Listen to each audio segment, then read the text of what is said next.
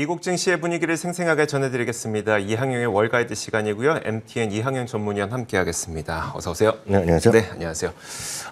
미국 증시가 하락했는데 사실 좀 경계 심리 있는 것 같고요. 어떻게 보셨어요? 네, 맞습니다. 어제에 이어서 반도체 주식들이 이틀째 주식시장을 끌어내렸습니다. 오늘 좀 광범위하게 나스닥이 좀 하락폭이 커진 것이 최근 시장과의 약간의 차이점이라고 일단 이해하셔야 되겠습니다.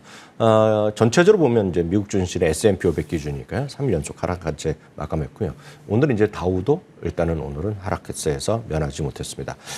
가장 큰 것은 역시 기술주에 대한 부담이 좀 있었고요. 또 하나는 역시 오늘 밤이죠. 우리나라 시간으로 소비자 물가 지수가 발표되는데 이거에 대한 뭔가 좀 부담이죠. 좋을지 나쁠지 모르겠으나 이거에 대해서 약간 좀 경계심이 있다라고 일단 이해하시면 되겠습니다.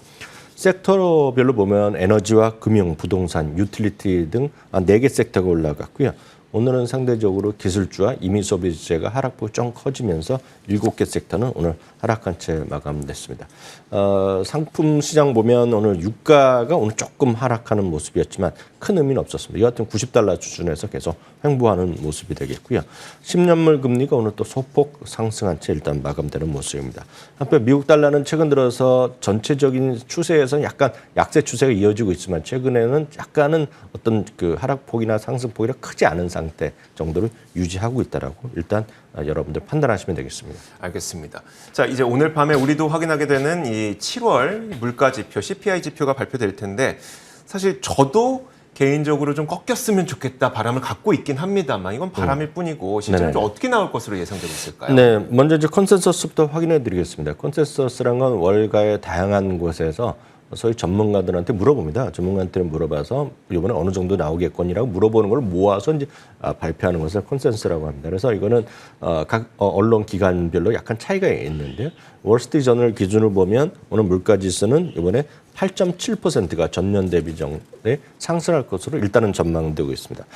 지난달엔 9.1%였습니다. 그래서 지금 월가의 대체전 시각은 지난달보다 좀 내려오는 것은 거의 뭐 기정사실화되어 있습니다. 다만 먼저 좀 말씀드리고 싶은 것은 미국의 전망치나 주식시장 항상 우리가 좋은 쪽으로 많이 맞춰왔거든요. 그래서 비타는 것들이 많았습니다. 그 기업 수익만 보더라도 이번에도 한 75% 정도 기업은 예상보다 좋게 나왔거든요. 근데 이제 소비자 물가 지수는 최근에 2년 동안 딱 2번만 맞췄습니다. 그러니까 2번 말고는 거의 대부분이 우리가 생각했던 것보다 더 물가가 더 많이 올랐었거든요. 그러니까 이번에도 큰 기대는 하지 않으셔야 되겠습니다. 다만 9% 정도는 이하가 나오지 않겠냐라는 것이 대체적인 시각이기 때문에 그렇게 폭이 많이 떨어지는 않을 것 같고요. 그런 소비자 물가 지수는 아시다시피 먹거리랑 휘발유를 제외한 거거든요. 그래서 그거는 지난달보다 조금 또 올라갈 겁니다. 그래서 뭐 이건 뭐 일반적인 예상이니까 큰 의미는 없겠습니다. 여하튼 시장은 8.7이라는 헤드라인 지표에 일단은 관심이 있는데요. 조금 내려갈 가능성은 여전히 크지만 저 정도까지 안 나오더라도 그렇게 실망할 것까지는 없다라고 일단 이해하시면 되겠고요. 우리가 그걸 참고할 수 있는 것이 한 2가지 정도 있겠는데요. 우리나라에서 발표하자면 우리나라는 크게 관심이 없습니다. 그보다 이제 미국에 대한 관심이 더 큰 것이 주식하시는 분의 일상적인 얘기가 되겠는데 미국의 전국 평균 휘발유 가격을 집계하는 것이 단 2군데 있습니다. 그렇지만 일반적으로 얘기하는 것은 그러니까 트리플 A라는 것을 많이 우리가 인용을 하는데요.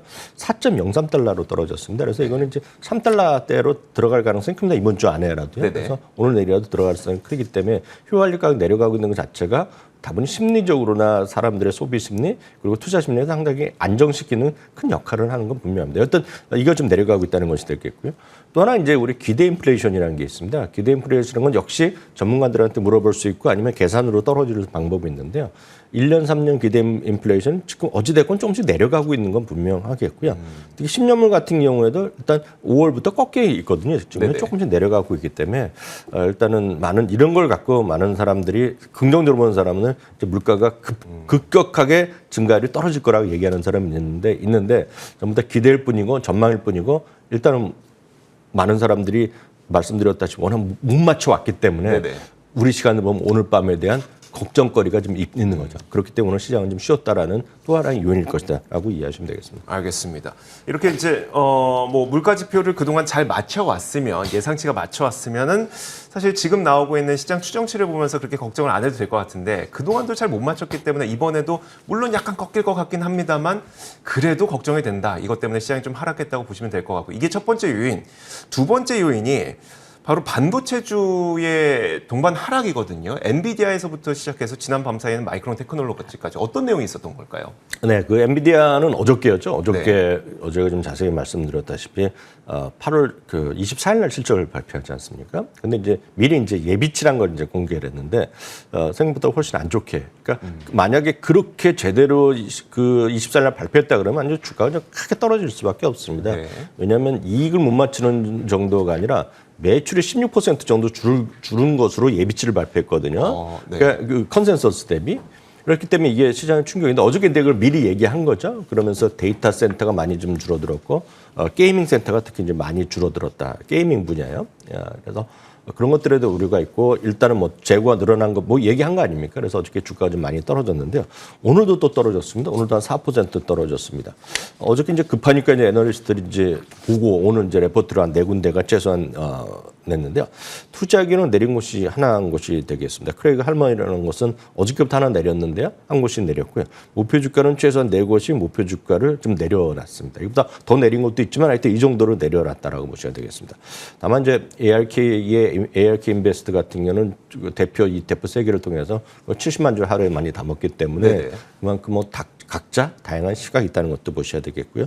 어저께 이어서 엔비디아 떨어지니까 엔비디아나 또 주변 관련주들이 같이 많이 떨어졌거든요. 네네. 그러니까 AMD도 오늘 4.5%, 어저께는 1, 2% 떨어진 거 알았는데 오늘은 어저께보다 하락폭이 컸습니다. 4.5% 떨어졌고요. 어제는 엔비디아였다면 오늘은 또 마이크론 테크놀로지가 이번에 실적이 좀 어둡다라는 얘기를 했습니다. 마이크론 테크놀로지는 9월 말입니다. 이거 실적 발표하는 시점이. 그렇기 때문에 좀 상당히 이제 시간이 남아있지만 또 얘기를 한 겁니다. 경쟁이 심화되고 있다. 뭐 이런 얘기를 하는 거거든요. 그러면서 이번에 매출 가이던스 이런 걸 좀 낮추는 모습을 보여줬습니다. 여튼 3.7%나 떨어지면서 여타 마이크론 테크놀로지를 비롯한 수많은 어떤 반도체들이 오늘 그런 장비주나 소재 이런 것들 있지 않습니까? 줄줄이 다 떨어지는 모습을 보여줬습니다. 바로 레이먼드 제임스는 강력 매수해서 매수로 투자 견을 하향을 바로 시켰고요. 72달러에서 65달러로 목표 주가 내렸고요. 아마 하루 정도 지나면 오늘 밤까지 해갖고 미국 시간을 보면 오늘 우리 시간을 보면 오늘 밤까지 해서 목표 주가나 투자 의견을 내리는 것이 또 몇 군데 나오지 않을까 보고 있습니다. 한편 이제 시간에 실적 발표한 것은 대표적인 기업들, 특히 우리 서학개미 분들이 제법 또 좋아하시는 분이 로블록스라고 있지 로블록스 좋아하시죠? 네. 매출과 이익이 모두 기대 이하가 나왔고요. 주당 손실도 당연히 컸고요. 매출도 좀 약간 부족했습니다. 물론 사용자들이죠. 데일리 액티브 유저는 조금 늘어났다고 하는데 그거보다는 이제 워낙 돈을 못 벌고 있으니까 문제가 되는데요. 정규장에서 3% 떨어졌는데 시간에서는 뭐 10% 이상 주가가 떨어지고 있고요. 또 정규장에서 이제 노르웨이지안 크루즈가 발표했는데 기대 이하의 실적을 발표하면서 10%나 떨어졌고요. 앞선 코너에도 자세히 설명드렸겠지만 이제 노바백스인데요. 노바백스는 아시다시피 이제 백신 아닙니까? 네네. 근데 이제 이것도 충격적인 오늘 매출을 발표했는데 이런 거가 이제 욕을 먹는 겁니다. 쉽게 얘기해서. 왜요? 이런 기업들은 미리 이제 실적 예비치라든가 가이던스를 바꿔줘야 되는데 연간 매출 전망이 20억에서 지금 23억이라고 얘기했거든요. 네네. 근데 40억에서 50억이기 때문에 그 절반 수준을 경고했거든요. 그러면서 물론 실적 오늘 발표한 건 아니지만 그러니까 실적 가이던스를 이렇게 급하게 내렸기 때문에 우리 이것도 안 한 것보다는 낫지만 네네. 이건 주가 오늘 완전 폭락했다 하고 일단 이해하시면 되겠고요. 반대로 좀 좋아진 거는 대표적인 것이 벅시 해서위의 어떤 끊임없는 사랑이죠. 네네. 옥시덴탈 페트롤리움은 또 샀거든요. 네네. 그래서 지난주에 하고 이번 주에 또 산 것으로 바로 알려주고 있습니다. 그래서 지분이 20%가 늘어났습니다. 20%까지 넘어섰거든요. 그러면서 거의 4%가 오늘 급등하는 모습인 것이 오늘 특징이 되겠고요. 그 밖에 애플이라든가 아마존 이런 것들은 마이크로소프트는 보합권에서 움직였고요. 테슬라는 여하튼 실적 주주총회 이후에서 하루 빠지고 또 하루 오르더니 또 오늘 또 상대적으로 또 좀 내려가는 그런 모습을 보여주었습니다. 알겠습니다. 자, JP모건에서요. 사실 JP모건의 마르코 콜라노빅은 대표적인 이제 낙관론자로 유명하잖아요. 근데 이번에 보니까 이번 주가 상승에 대해서 좀 전술적으로 포지션을 변화했다고 해요. 어떤 내용일까요, 이게? 이건 약간 좀 전체적으로 좀 이해를 하셔야 되겠습니다. 그래서 그 제목만 보면 약간 헷갈릴 수 네네. 있겠는데요. 이런 겁니다. 지금 기본적으로 JP모건의 긍정적 시각은 여전히 유효합니다. 그래서 실적은 계속 견조하기 때문에 연말까지 주가가 올라가면서 지금 사상치 효과에 다시 갈 수 있다는 대표적인 것들이 뭐 JP모건이나 오펜하이머 그리고 탐리, 펀드스트릿 같은 경우가 그런 쪽을 제시하고 있는데요.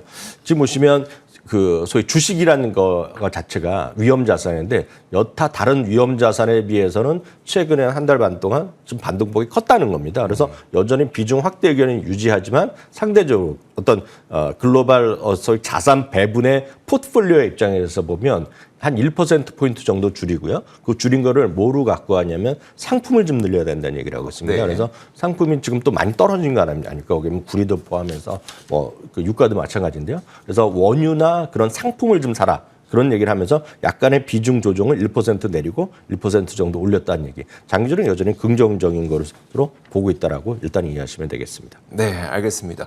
자, 이것도 한번 좀 볼게요. 그 인플레이션 감축 법안 있잖아요. 그 부분에 대해서 요즘에 그 워낙 긍정적인 기대감들이 있는데 여기에 대해서 부정적인 시각도 있다고요. 네, 맞습니다. 인플레이션 감축 법안이라는 게 토탈 패키지가 되겠습니다. 그래서 대표인 것이 세 개가 이제 맞물려 있습니다. 네네. 그래서 가장 큰 거는 우리 태양광이나 풍력 이런 재생에너지 관련된 지원 법안이 하나 있겠고요. 전기차 생산업체나 전기차 배터리 업체, 물론 전기차를 구매하는 사람들에 대한 다양한 패키지가 분명히 있고 엊그제도 말씀드렸다시피 중고차를 사는 사람들한테 지원이 있습니다. 그래서 그런 패키지가 또 하나 분명히 있는 거가 되겠고요. 또 하나 이제 자사주 매입에 대한 세금이 있겠고요. 또 하나 이제 가장 큰 이슈가 있는 것이 결국은 법인세, 최소 법인세 15%가 있습니다. 그래서 이것들이 분명히 좋아지는 것도 있죠. 네네. 특히 이제 우리가 테마로 보면 좋은 재료, 태양광이다, 풍력이나 이렇게 할 수 있고 전기차, 배터리 이런 걸 할 수 있겠지만 냉정히 보면 세금을 법인세를 최소 법인세를 올린 반드시 내야 된다거나 자사주를 한다거나 또 우리가 별로 다루지 않고 있지만 이렇게 각종 그 설비 투자나 이자 비용 부분에 회계 기준은 변경 부분이 이번에 들어갑니다. 네네. 그래서 이게 최종 확정되면은 각각의 경우에서 1%, 0.5%, 3%씩 주당 이익이 감소하는 효과가 있거든요. 그러니까 이 부분이 물론 최종 실행되는 관계에서 우리 변화가 있을 수 있으나 일단 악재 요인도 있다는 것도 우리가 그 관심 갖고 보셔야 되겠고요. 가장 우리가 쉽게 이해하는 거 왜냐하면 회계 기준 같은 거 우리가 쉽게 이해 안 되고 오랫동안 분석이 돼야 되는 부분인데 법인세 같은 경우에는 이제 아주 간단하게 떨어질 수 있는 거거든요. 그러니까 우리나라도 지금 법인세 인하 얘기하고 그러지만 다양한 혜택이 있는 거 아닙니까? 무슨 뭐하고 지원에 대해서 세제 깎여주고 세액공제 이런 거 엄청 많은 거 있지 않습니까? 그래서 이제 미국도 상당히 이렇게 실제 발표되는 것보다 많이 깎아줬다는 얘기거든요. 그러니까 이런 것도 찾아낼 분들이 있는 거죠. 이렇게 돼 갖고 찾아봤더니 UBS 같은 경우에서 세전 이번에 규정으로 보면 최근 3년 동안 세전 이익이 10억 달러 이상 되는 기업이 이번에 해당되는 거거든요. 그래서 찾아봤더니 거기에 한 100여 개 기업이 포함된다는 겁니다. 네네. 그 해당되는 기업들이. 그러면 그 안에서 아까 말씀드렸던 법인세라든가 그런 세제 혜택이라는 이런 걸 자사주나 등등등 찾아보니까 자기네가 봤을 때는 한 5개 정도 기업이 이번에 좀 문제가 될 수 있다 얘기하는 거죠. 물론 이건 아직 최종적으로 시행이나 다 나오기 전이지만 일단 이렇게 우려감이 있다는 정도만 UBS 한 것이니까 이제 있는 그대로 말씀드리면 AMD가 지금 법인세가 상당히 우리로 보면 법인세율이 낮게 책정되고 있다고 합니다. 그래서 AMD가 들어가고요. 브로드컴이 들어가고요. 포드가 들어가고요.